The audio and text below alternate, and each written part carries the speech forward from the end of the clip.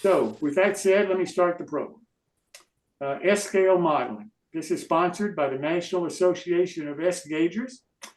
They just recently had their convention, and I understand it was highly successful. So here is their video. Are you looking for something a little different in your model railroading? The National Association of S-Gaugers suggests you take a look at S-scale. An S-scale model is just 36% longer than an HO model, but it's 2.5 times the volume. The larger size translates to increased ease of maintenance, more durable details, and improved electrical and mechanical reliability. S-scale modelers use accurately proportioned wheels and track systems with KD-style couplers.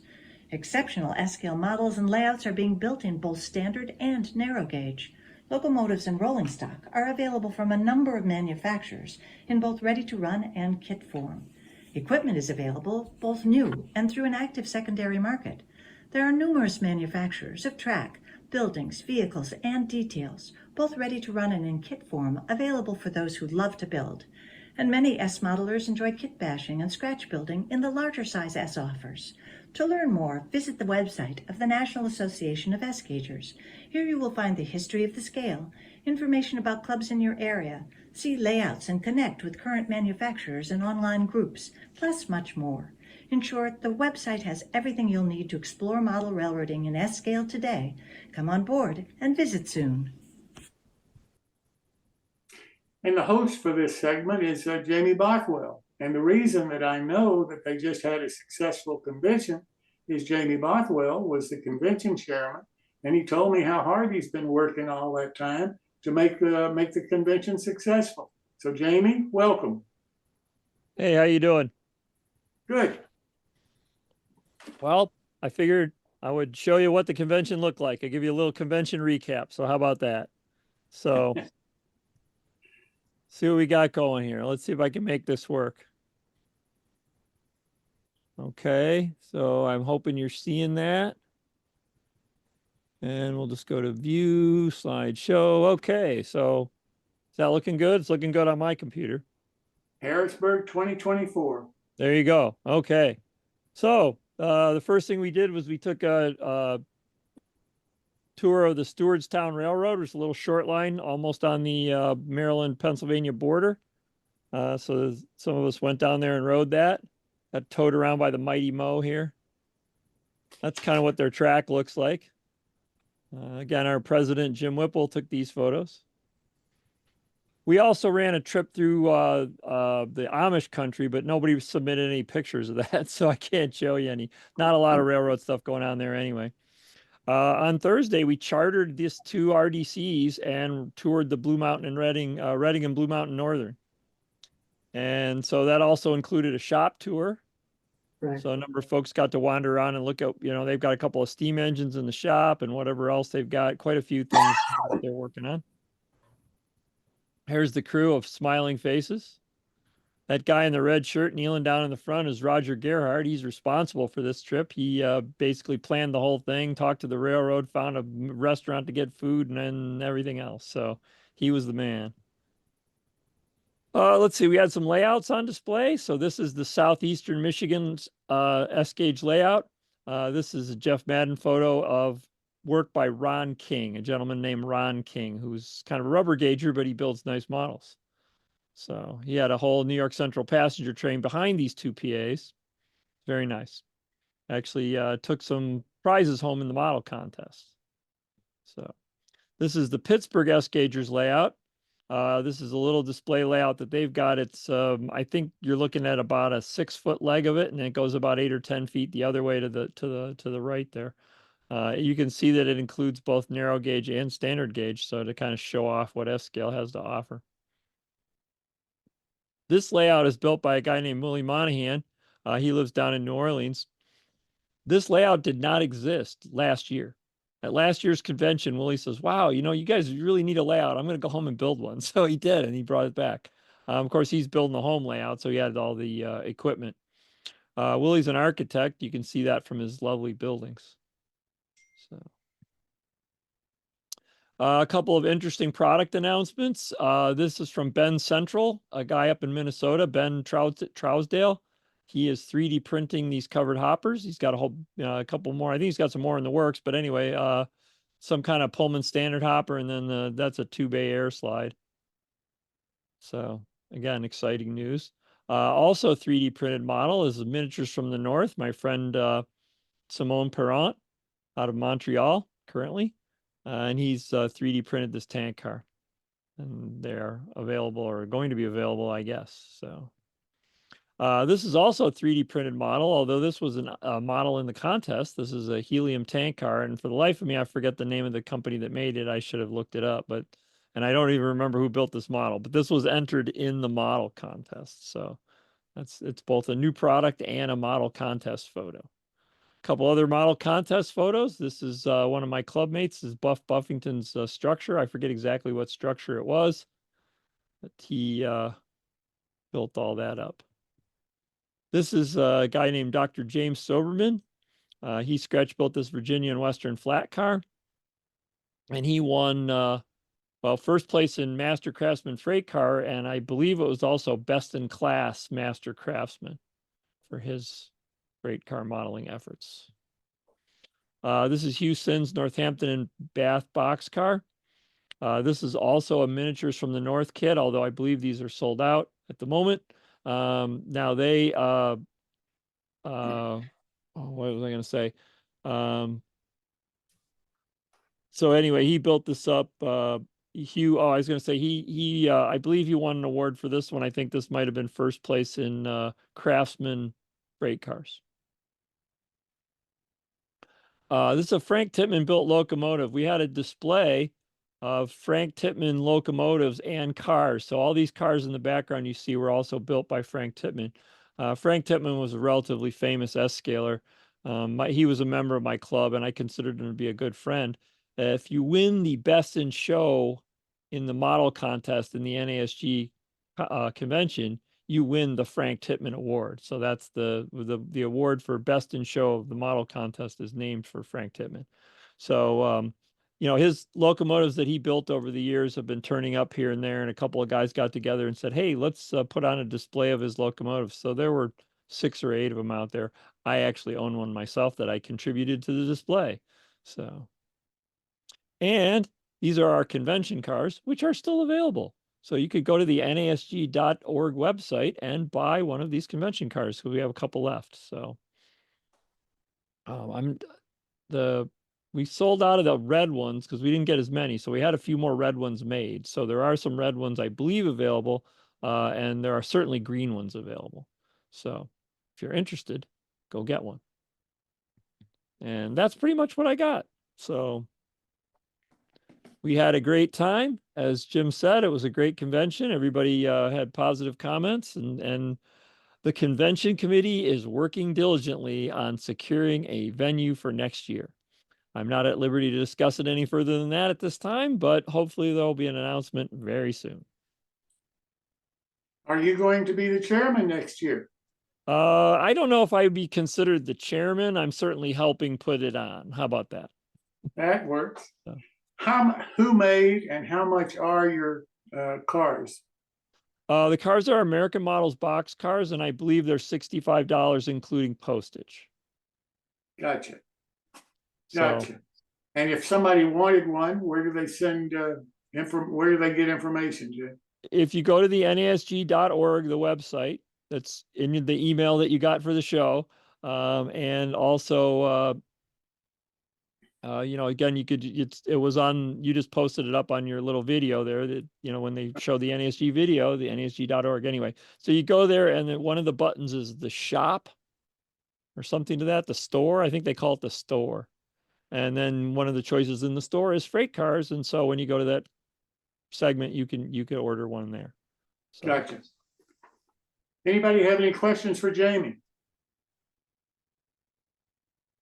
Jamie, thank you so very much. Did you win the contest by any chance? No, I didn't. I didn't enter anything this year, really. So yeah, I one of these days I'll start building models again. Stop promoting conventions and build models. So. I understand. Thanks so much, Jamie. Sure. Good night. And we have the lady who owns American Models, Karen Bashiba, here with us this evening. Karen, welcome. All right, I'm Karen Rashista from American Models, and we are strictly a S-Gauge manufacturer. And we have a full line of products, freight cars, locomotives, many different locomotives, many different freight cars, many different road names. We have track, we have road bed. We do repair anything that we make and have many parts available for modelers who want to repair things themselves. All they have to do is call and tell us what they want.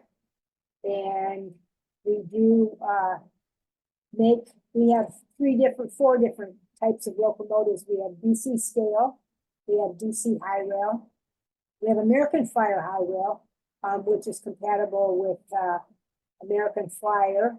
It's got a larger flange on the wheels, the high rail does, compared to the scale. And we do put on a DCC plug for people that are interested in DCC, but they just have to mention it when they call. You know, when I first met Karen and we started talking, and I started talking to some of the other manufacturers in S-Scale, I came to the conclusion that in S-Scale, Karen's company, American Models, would be the first go-to company if you're interested in trying to get started in S-Scale. The selection that she has, the fact that she repairs everything that she sells, the fact that she can convert the old American Flyer to scale. She provides the wheels and so forth, and the truck segments for that. The fact that she can get it to you in either AC, DC, or DCC plug, and all of the various things that her company provides. If you're in S-Scale and you have not seen her company, I encourage you to go to her website and take a look at American Models. And thank you so much, Karen. We enjoyed your video the first time we played it tonight, and we really do appreciate it. Well, thank you so much, Jim. We appreciate everything you do. Thank you so much for your help. American Models, manufacturers of quality S-Scale equipment for more than 40 years. We have 13 types of locomotive: the Alco FA2 freight engine, the Alco PA1 passenger diesel, RS3 and RS11 road switchers, EMD, FP7, GP9 R18, GP35, E8 passenger engines, and Amtrak F40 PH diesels, the Baldwin S12 switcher, Fairbanks Morris Trainmaster, and the GE U25B. And of course, the classic GG1 electric. We also manufacture 11 types of freight cars, 2 styles of caboose, and heavyweight and Bud streamlined passenger cars. We have our own line of track and roadbed. We provide parts and service for everything we sell. Check us out at AmericanModels.com or call us at 734-449-1100. Well, that's great video that we have of American Models. And I want to introduce the person who developed that for Karen, Chris Reifert.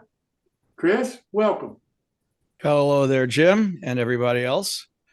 And I've asked Chris to give us a little information about how he does. He does this professionally for many years, and I thought it would be good for him to talk about how he goes about producing a video, because I know a lot of you would like to do videos and maybe thinking about doing one, but having trouble trying to figure out how to do it. So, Chris, if you could give us a little guidance. Well, the most important thing to me is having a decent computer and software. I've custom built my own workstation with triple screens, and I use the Pinnacle Studio line of software, and they're constantly upgrading it, and they're constantly having sales on it too. Now, the other thing I did was I used a professional camera, and I use a Sony PX70 Pro camera, and I don't have a studio per se. So what I had to do for this commercial was everything there is my own rolling stock that I've purchased from American Models. And I have a set of yard modules that I built to go with our original club layout, but we got a new club layout. And so as a result, that kind of left me high and dry. And so I built an extra module and made it so it's a standalone. So I wanted something to shoot, the decent looking to shoot on, since my layout is always in a state of transformation and unscenic. It has some scenic details, but no mountains, rivers, streams, things like that. So I took 2 of my yard modules and set them up in my home theater in front of my white movie screen. So I'd have at least a clean backdrop. And I framed everything so that you wouldn't see the tops of anything else except the module and the background. I then shot, with the exception of the Alco FA2s and the PAs, I started those out as panning the locomotive because they were so long, because I had a full ABA set of the FA2s, and the PA1, of course, is a rather long engine too. So after those 2, which were panned, and I ended up cutting those off when I edited, everything else was just still shots. And I, hung some lights up to get good even lighting on my layout and on the rolling stock. And I shot everything on the camera and onto a SD card, and then transferred that into the computer in my software. And as I'd been trying to formulate things, but as you start to approach your end product, you realize that you've got to make changes. So I went and I kept editing the video shorter and shorter to make sure that I hit the 60-second mark. And as I did that, I kept rewriting my dialogue for it. And I recorded all the I got all the pictures lined up and timed the way I wanted. And then I rewrote my script according to that, and made that fit. And then I went back and found some royalty-free music to tuck under it, just to fill it in a little bit. And what you saw was the end result. But overall, for that 60-second spot, that took me about 20 hours worth of work. Yeah.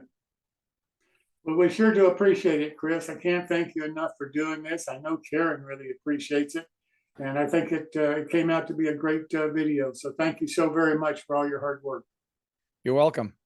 Yeah, it's a shame Karen's not here, because I'm a high rail guy. Obviously, most of us start out with American Flyer, and I wanted to stick with something that was compatible. But of course, American Models, everything they sell can be ordered with S scale couplers and wheel sets. They carry the code 110 wheel sets. Yeah. And but at this point, I probably have a whole lot more American Models in my collection than I do the old vintage Gilbert Flyer. Yeah. So I like the scale look. I like the greater variety. Of course, Gilbert only made like 2 diesel. They made the PA1, and then they came out with a not quite true to scale Baldwin. They made the cab too big. And there's so much more selection and assortment. I even have some of the engines that Karen isn't currently producing. They made 2 steam locomotives, a Pacific and a Northern, and I have one of each. And of course, now they've come out offering the Pacifics with the Vanderbilt tenders.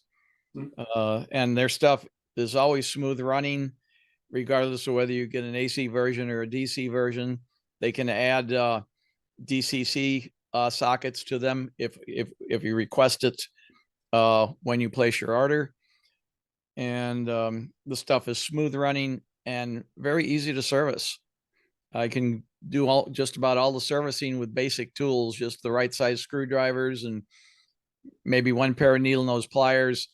The only exception being when you have to change out a motor. They mount their motors using a cradle molded into the chassis and mounted with a double-sided foam tape, and you'll have to usually cut that with an X-Acto blade and then slowly, gently pry it up with a screwdriver.